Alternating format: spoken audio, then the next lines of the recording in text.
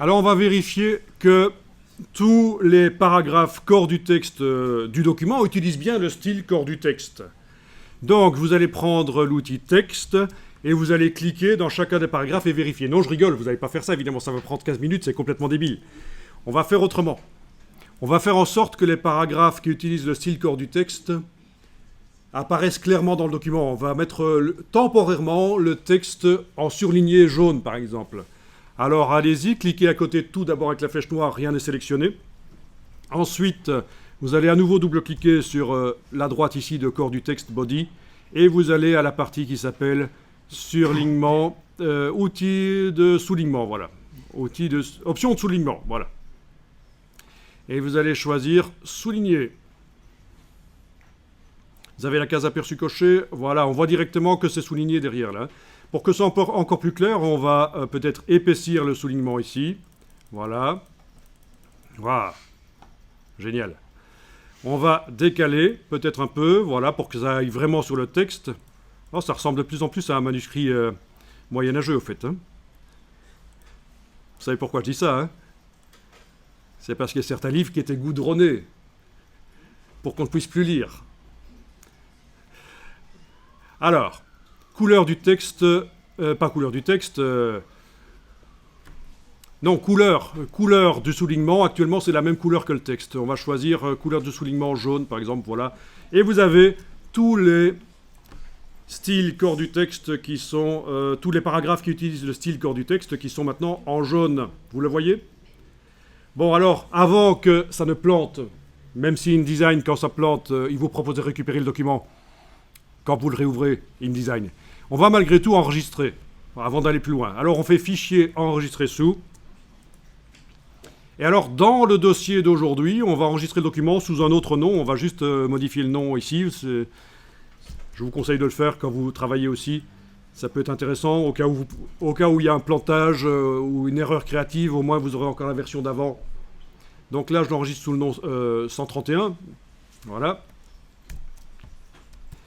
Et alors, on va passer en revue les pages. Donc, par la palette pages, éventuellement, on va aller double-cliquer sur chacune des pages. Alors, page 2. Dans la palette pages, vous double-cliquez sur la page 2. Alors, page 2. Ah tiens, c'est marrant. Il y a des paragraphes qui n'utilisent pas le style corps du texte.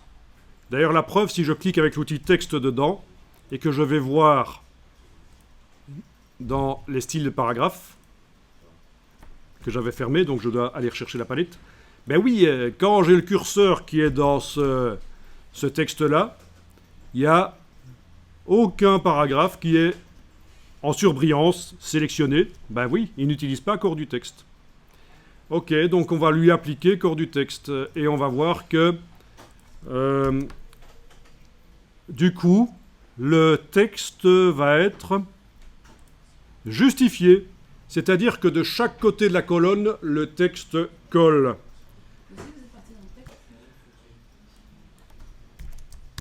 Donc l'idée, pour indiquer qu'on applique un style sur un paragraphe, il ne faut pas le sélectionner en entier, bien sûr. Vous ne devez pas commencer à...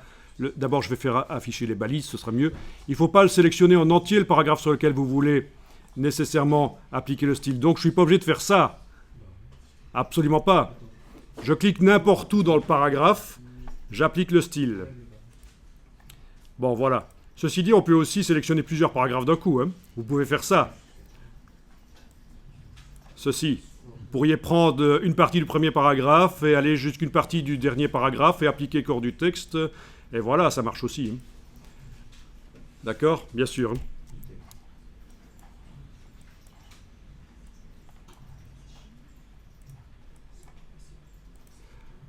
Ça va? Vous êtes désespérés? Alors, on a du texte qui est en justifié. Alors bien sûr, à un certain moment, parce que là c'est juste pour le soulignement jaune, c'est juste pour nous aider à savoir quels sont les paragraphes qui utilisent ou pas le style corps du texte et pour pouvoir le appliquer à ceux qui ne l'utilisent pas encore et qui devraient leur appliquer corps du texte.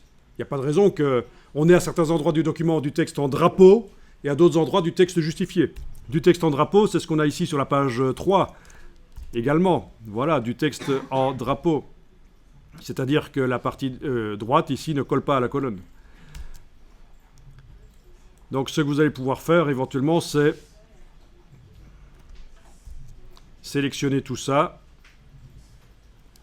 et appliquer corps du texte. Voilà.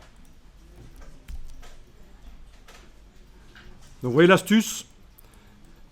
Alors on passe aux pages suivantes, pages 4 et 5, il n'y a rien. Je vous rappelle que je suis avec l'outil texte activé dans la palette des outils, donc je dois utiliser la touche Alt pour appeler la main pour pouvoir bouger les choses.